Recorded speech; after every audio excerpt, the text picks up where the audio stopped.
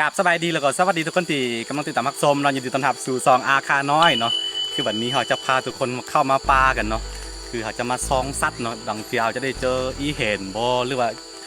เจออันสัตว์หลายๆประเภทเนาะเราลองมาซองกันว่าช่วงนี้กำลังฝนตกณตอนนี้เนาะนี่ฝนตกอยู่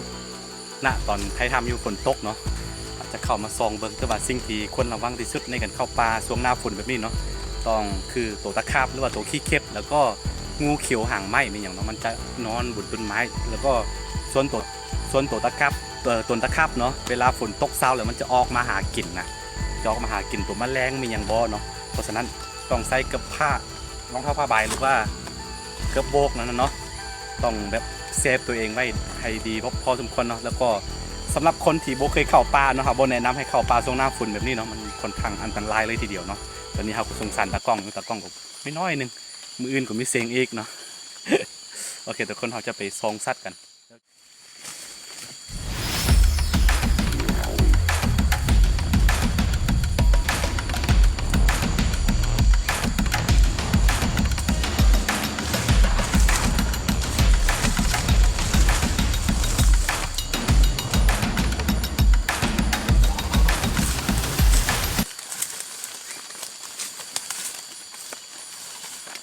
คือทุกคนตอนนี้มันฝนตกแห้งเนาะฝนตกแห้งอีหลีเนาะ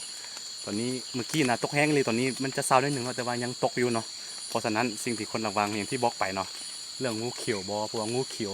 มันจะนอนบนต้นไม้แล้วก็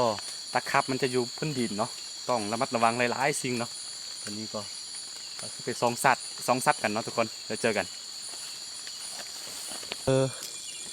เราเจอสัตว์ตัวนึงเนาะนี่เป็นแมลงเนาะเฮ้ยไปนี่เนาะคือบกคอยหูภาษาลาวเท่าใดบูฮู้ว่าเขาเอิ้นตัวไม่ยังมันเขาจะออกหากินยามค่ำคืนแบบนี้แหละ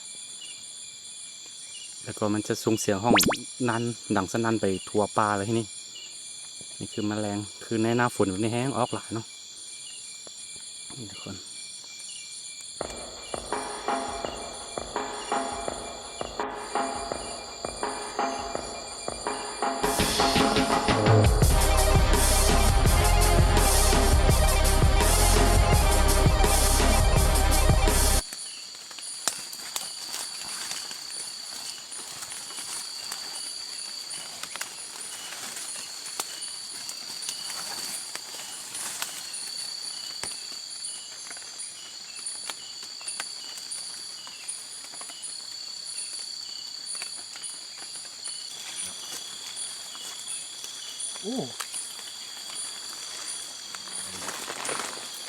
เขาเห็นทุกคนมาเบิ่งที่ทุกคนนี่คือเห็ดยักษ์เนาะนี่โอ้โคตรใหญ่เนาะบูฮู้ว่าเป็นเห็ดที่กินได้บ่ล่ะแกะแบบโอ้โทษสามอันเอากินได้โตแต่ว่ามันบูดหมดเราทุกคนเนี่ยสามอันเนาะนี่โคตรใหญ่โลเสียดายเขามาสายเกินไปเนี่ยมันอ่อนหมดแล้วเคยยบูเมื่อไหร่ตามันบูดเหรอเขาถามลานมันบูดแล้วบอเนาะลานบอกว่าน่าจะกินได้อยู่แต่ว่ารู้สึกว่าอ่อนๆนิดนึงเนี่ยทุกคนโคตรใหญ่เสียดายสุดนี่เบิ้งกั้นมันไหม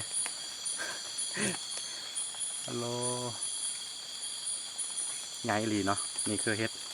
ดยักษ์จะชี้ยังไงเรื่องยังcái gì nữa đi nói rồi บูเนี่ยมันบูดแล้วทุกคนโคตรใหญ่เสียดายโอเคเดินต่อกันคือได้ยินเสียงนูไวห้องเนาะแจ๊ดอันนั้นเป็นคือเสียงนูไวเนาะ ตอนเฮามานะฝนบ่ตกนะแต่ตอนนี้ฝนตกเนาะหลังจากที่ฝนตกซะแล้วมันจะออกมาหากินผลไม้เนาะจำพวกสัตว์หากินก็ขึ้นโดยเฉพาะหนูวายหนูฟุกหรือว่าอีเห็นหรือว่าตัวกระรอกบินอะไรอย่างเนาะมันออกหากินตอนนี้แล้วเจอกันทุกคนเราจะเดินไปเรื่อยๆเนาะถ้าเห็นสัตว์ฝนโยสไทยสัตว์ให้ทุกคนได้เบิ่งกันคือเวลามีสัตว์นะเอายวงไปใส่ไปเนาะแสงตาของมันจะสะท้อนกลับมาที่ไปใส่ของเขานะโดยเฉพาะอยู่ตามหมุนต้นไม้แบบนี้จะมีตัวบางหรือว่ากระรอกบินหรือว่าอีเห็นเนี่ยเนาะแต่ว่าวันนี้ยังไม่เห็นสักตัวเลยแสงตามันจะแบบสะท้อนกลับมานะโดยเฉพาะแสงตาอีเห็นมันจะออกสีเขียวๆเนาะถ้าเป็นจำพวกลิงล้มเนาะลิงล้มจะออกสีแดงๆตัวกระรอกบินกับตัวบางก็คือกันเนาะจะออกสีเขียวๆต้นไม้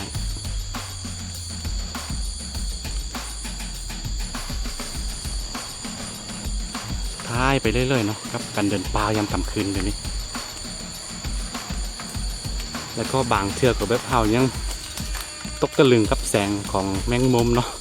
แมงมุมบางชนิดนะแสงตาของมันจะหุงคือตัวเห็นเลยต้องสังเกตดีๆ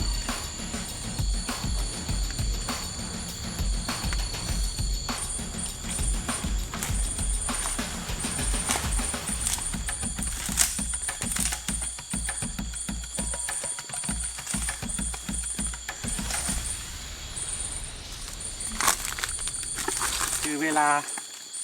ามันมีหน่อไม้ออกแบบนี้เนาะตัวอ้นนะจะออกจะเห็ดไหมจะมาเห็ดหูอยู่น้ำตามไม้ไผ่แบบนี้เนาะแต่ว่าตอนนี้ไม่เห็นหูหน่อไม้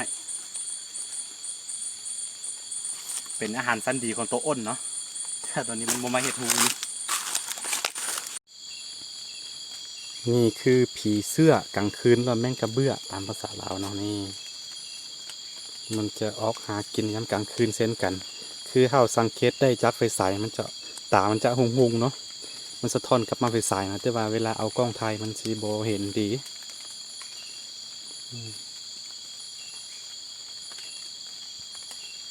นี่แหละวงจรชีวิตของมันก็ประมาณนี้เนาะกลางคืนมันก็ออกหากิน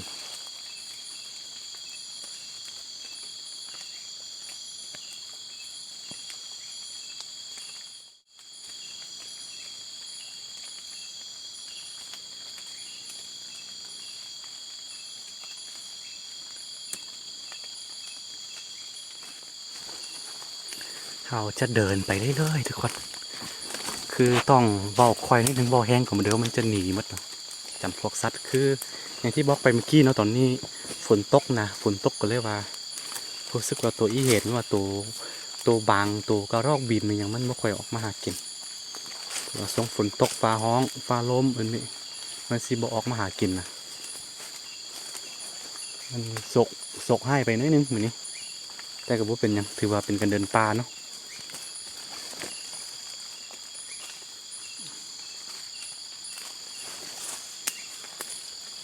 จะถ่ายไปเรื่อย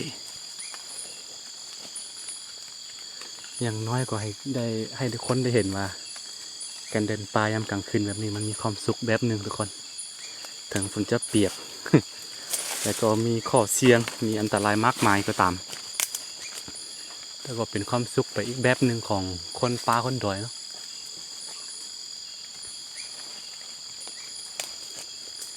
คือเวลาอย่างที่บอกไปเวลามีสัตว์ป่าเวลามีสัตว์ใหญ่เนาะเอาย่งไปใส่เข้าไปนะมันตามันจะสะท้อนกลับมาที่ไปใส่ทันทีตอนนี้มันไม่มีจริงๆไม่มีเสียงที่ได้ยินทิดอันนั้นคือเสียงนกเสียงหนูเนาะหนูไว้อันนี้คือบักนัดปลาหรือว่าสับปะรดปลา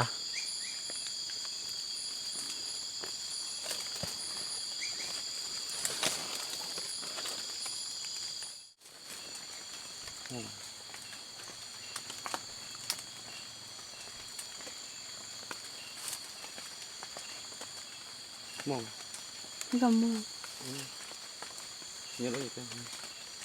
มอ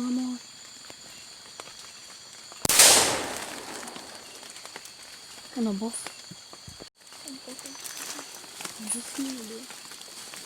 เขาเมื่อกี้ยิงหนูไหวพวกหนูมันยังบ่จักเนาะ ที่จะเห็น คือจะเหือ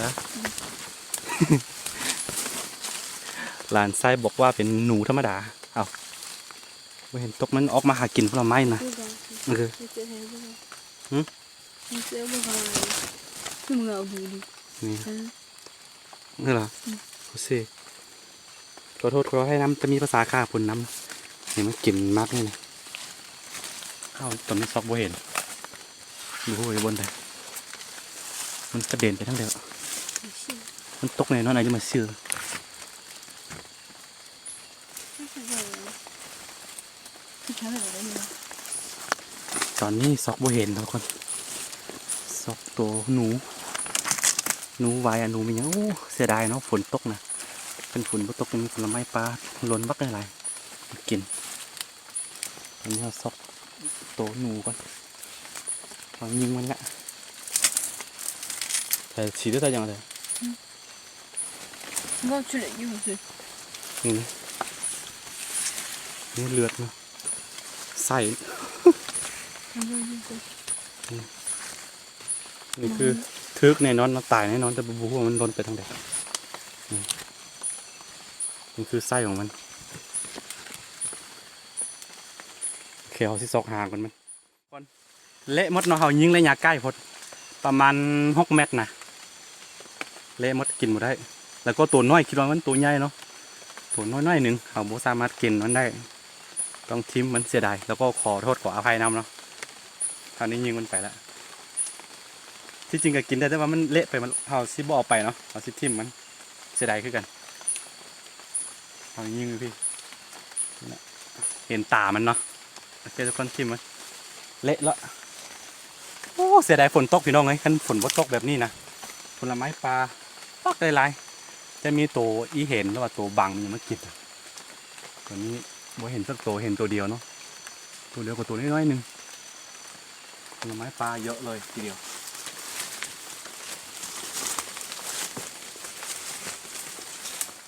นี่คือตัวแมงกะเบื้อหรือว่าผีเสื้อจะลวดเนาะตัวนี้เนาะเราสามารถไปกินมันได้เนาะแต่ว่าต้องเอาอันตัวคล้ายๆของมันออกเนาะหรือว่าไปลวกน้ำก่อนเราจึงไปกินเนาะนี่ช่วงฝนตกแบบนี้มันจะออกมา